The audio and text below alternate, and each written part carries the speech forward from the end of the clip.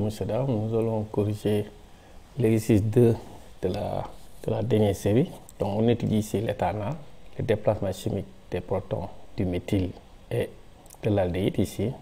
On dit quelle est la différence entre les champs effectifs des deux types de protons si on applique un champ magnétique 1,5 Tesla. Donc ici, l'indice 1, ça va porter sur le méthyle et l'indice 2 se rapportera bien sûr sur le proton aldéhyde. Donc, le champ local par rapport à CH3, c'est H0, 1 moins sigma I. D'accord? De la même façon, le champ local pour le proton aldéhyde, c'est H2, H0, 1 moins sigma 2. Or, on sait que delta ici, c'est sigma 0 moins sigma H. On avait donné l'expression aussi dans le cours, l'expression de delta, nu H, nu 0 sur nu 0.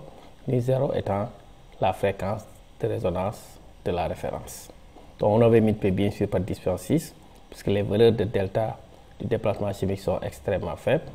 De ce fait, c'est ce qu'on avait des parties par million, parce que ça c'est une partie pour 1 million. Donc la relation permet de nous, on a aussi cette relation, la différence de fréquence de résonance entre un proton H et la source, la référence, c'est nu H moins nu 0, c'est nu 0, sigma moins sigma H, que vous pouvez tirer à partir de ces deux relations-là. Comme on avait mis ici, en combinant ces différentes relations, vous trouvez la relation qu'il y a entre la constante sigma 0 sigma H et le déplacement chimique. Donc on peut écrire en remplaçant delta H log, donc c'est delta H log, ça veut dire la différence entre les champs des deux protons, H01 moins sigma I moins H01 moins sigma 2, ça fait H0 sigma 2 moins sigma 1.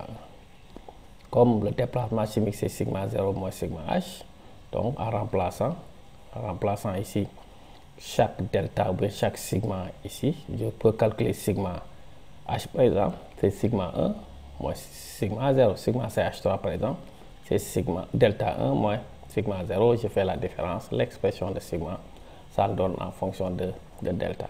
De ce fait, voyez la réponse à la question, la différence entre les deux champs. Connaissant delta, les déplacements chimiques des deux protons, c'est donc delta H log, delta 1 moins delta 2, delta 1, bon c'est en valeur absolue, parce que c'est sûr que l'une des valeurs est plus grande que l'autre, donc en valeur absolue, 10 H0. Et pour un champ de 1,5 Tesla, la différence des deux champs locaux est égale à 4,2 10 moins 6 Tesla.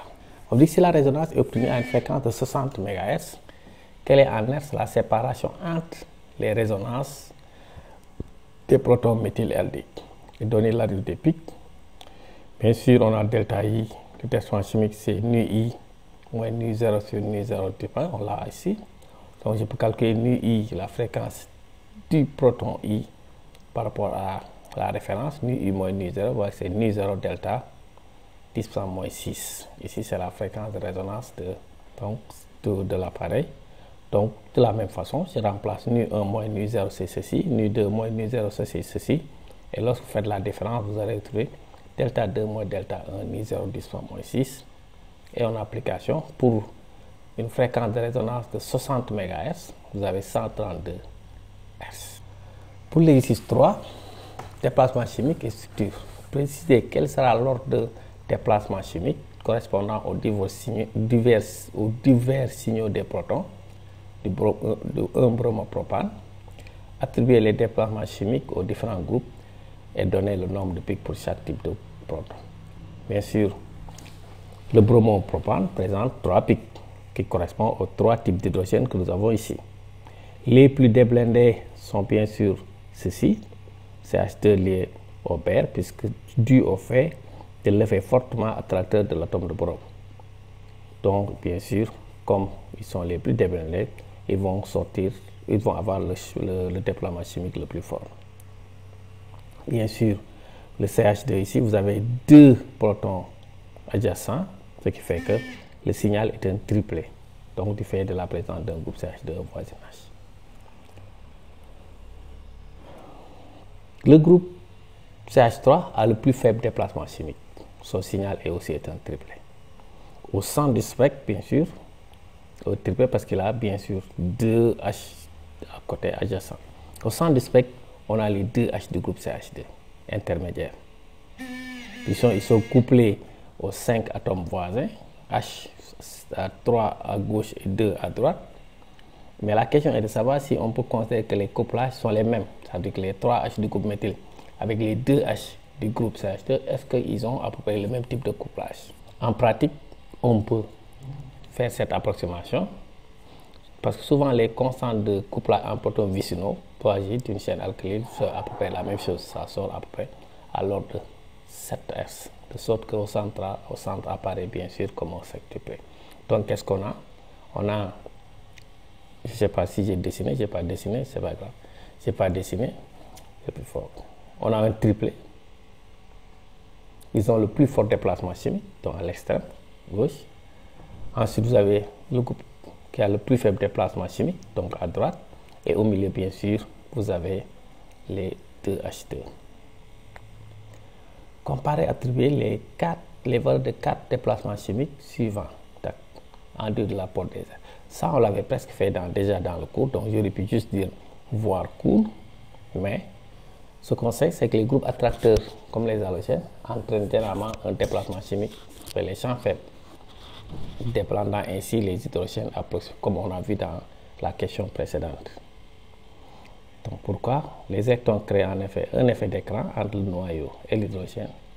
Le champ magnétique exercé par l'appareil, ce qui induit le blindage du noyau, déblindage. En présence d'un élément électroattracteur, la densité électronique est alors appauvrie et en conséquence, le noyau se déblinde. Ce qui entraîne bien sûr un basculement de son spin à une densité de champ appliquée plus faible, une fréquence de résonance plus élevée. Plus les groupes électrons sont nombreux, plus l'effet est considérable. Et vous avez cette attribution, sachant que le chlore est plus électronégatif que le brome, qui est plus électronégatif et bien sûr H est le moins électronégatif de ces trois-là. Donc ici, vous voyez que les H liés au sel sont plus déblindés. Donc ça suit normalement juste l'évolution de l'électronégativité. Merci de votre attention. J'espère que ça vous servira pour bien préparer l'examen. Merci et bonne chance pour le reste.